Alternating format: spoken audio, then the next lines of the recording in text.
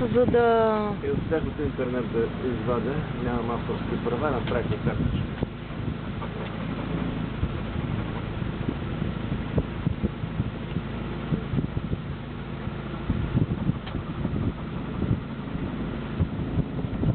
Това е лошото на тези летящите обекти, че много бързо се движат. Докато се усетиш, нали, той да го включиш, защото то не може да си непрекъснато нон-стоп да фокусираш.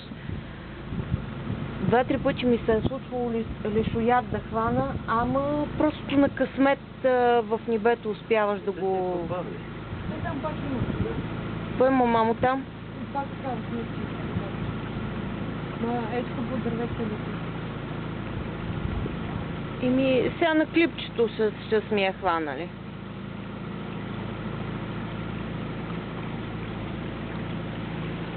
Виж какъв интересен ефект на дънера на дървото от водата.